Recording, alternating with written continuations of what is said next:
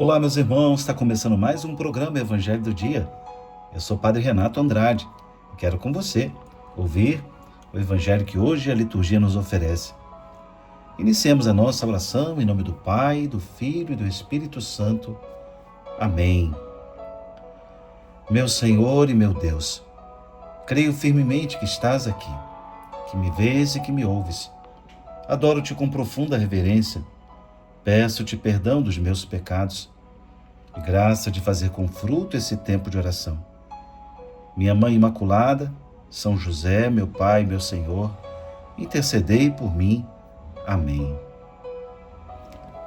O evangelho que vamos ouvir hoje está em Marcos, capítulo 3, versículos de 7 a 12. O Senhor esteja convosco, Ele está no meio de nós. Proclamação do Evangelho de Jesus Cristo segundo Marcos. Glória a vós, Senhor. Naquele tempo, Jesus se retirou para a beira do mar, junto com seus discípulos.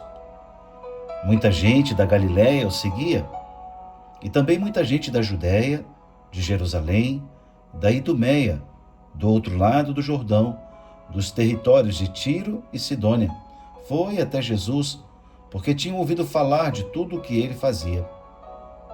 Então Jesus pediu aos discípulos que lhe providenciassem uma barca por causa da multidão, para que não o comprimisse. Com efeito, Jesus tinha curado muitas pessoas, e todos os que sofriam de algum mal jogavam-se sobre ele para tocá-lo. Vendo Jesus, os espíritos maus caíam a seus pés, gritando: Tu és o Filho de Deus. Mas Jesus ordenava severamente para não dizerem quem ele era. Palavra da salvação. Glória a vós, Senhor. Meus irmãos, continuamos lendo o capítulo 3 do Evangelho de Marcos. O evangelista vai fazendo uma síntese do ministério de Jesus na Galiléia, e pessoas de todas as regiões vão se achegando até Jesus. O texto fala de uma grande multidão.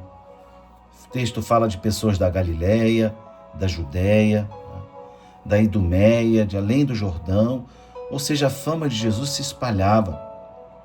As multidões vinham buscar Jesus por ouvir falar dos seus feitos.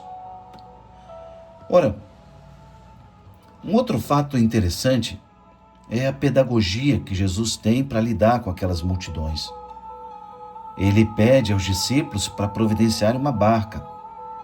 A barca vai ser como que o púlpito de Jesus, o lugar de onde ele vai ensinar as multidões. E, estrategicamente, por que da barca? Porque ele pode se afastar um pouco da margem e ali, em pé da barca, ele vai poder ter uma visibilidade melhor e, acusticamente também, a sua voz pode alcançar mais pessoas. É muito interessante perceber, ele não fica no meio da multidão, ele se afasta um pouco e da barca vai falar para as multidões. O texto também fala das curas físicas, curas espirituais. Jesus curava muitos, e todos os que tinham alguma enfermidade se esforçavam para tocá-lo. Alguns queriam tocar ao menos a orla do seu manto. Tal era a fé que movia os corações. O texto também nos lembra que até os espíritos maus reconheciam quem é Jesus. Sim, porque os demônios, como anjos, eles conhecem, eles sabem da missão do Filho de Deus. Tu és o Filho de Deus. E Jesus, então, ordenava que eles não contassem a ninguém. Por quê? Porque Jesus queria evitar uma febre messiânica. Jesus queria viver o seu ministério público e depois, sofrendo a sua paixão, sua morte e a sua ressurreição, ele queria viver todo esse caminho de oferta pela humanidade. Por isso, ele admoestava severamente para que não divulgassem que ele era o Filho de Deus. Ora, mas quanto mais ele pedia, mais as pessoas divulgavam. E tanto isso ficou marcado no coração, né, dos discípulos, aquelas multidões, que após a sua Páscoa, né, os discípulos foram pregando por toda parte aquilo que haviam acolhido no coração, aquilo que eles tinham visto, aquilo que eles presenciaram, aquilo que eles testemunharam. Ora, nesse trecho do Evangelho de Marcos, nós vemos mais uma vez a proximidade de Deus.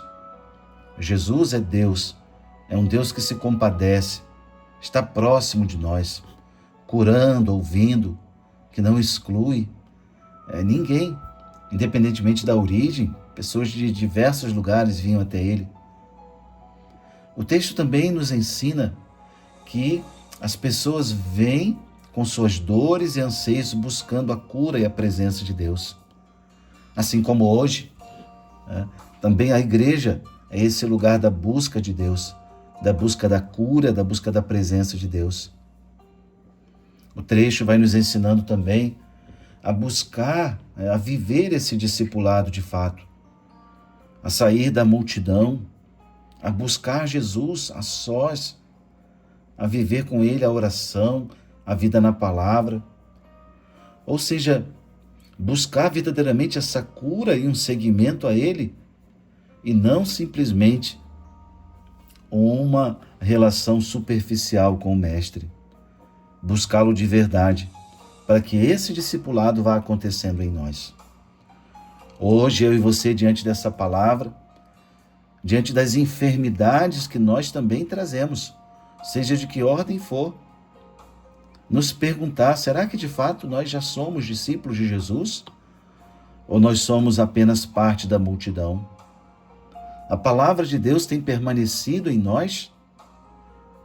É uma pergunta que devemos nos fazer. Onde essa palavra tem dado frutos? Você que está ouvindo aqui essa meditação agora, e estava aí, quem sabe, agitado, fazendo tantas coisas ao mesmo tempo, se pergunte diante da palavra de Deus, onde a palavra de Deus tem dado fruto na sua vida? Ou a palavra tem sido apenas de forma superficial, ouvida, acolhida? E por último, o Evangelho nos fala também do reconhecimento do mal. Até os espíritos malignos reconhecem a identidade de Jesus. Tu és o Filho de Deus. Se até o maligno reconhece, quem somos nós para não fazê-lo? Essa palavra nos ajuda a combater heresias que muitas vezes vão aparecendo no nosso meio. Talvez você já tenha ouvido isso. Pessoas que falam de Jesus, até coisas bonitas, mas reduzem Jesus a uma pessoa humana. Isso é uma heresia. Outros dizem que Jesus foi um grande profeta, um grande sábio, um homem muito especial. Sim, tudo isso é verdade, porém ainda é muito pouco, diante do título que expressa a sua identidade. Jesus é o Filho de Deus. Aqui nessa passagem, nós vemos os espíritos maus revelando isso para nós. Tu és o Filho de Deus. É muito mais do que ser um profeta. Quando a gente está dizendo tu és um filho de Deus, ou filho de Deus, tu és o Filho de Deus, essa é a identidade de Jesus, a segunda pessoa da Trindade. Deus de Deus, luz da luz, Deus verdadeiro de Deus verdadeiro, gerado, não criado, consubstancial ao Pai. Por Ele todas as coisas foram feitas. A igreja, quando professa isso no credo, está dizendo para nós essa certeza de fé. Jesus é o Filho de Deus, o unigênito do Pai. Então, meus irmãos, nessa passagem, com apenas poucos versículos, 5 versículos do Evangelho de Marcos, tantas coisas podemos aprender, não é? Mas a principal reflexão que esse Evangelho deve deixar em nós é sobre o nosso discipulado. Que hoje você reflita sobre as suas ações, suas palavras, seus sentimentos e se pergunte se de fato o discipulado já tem começado na sua vida. Em outras palavras, se você já tem se tornado um discípulo de Jesus ou só um admirador distante. Qual é a verdade do Evangelho sobre a sua vida? Peçamos essa ajuda a Nossa Senhora e a São José no dia de hoje.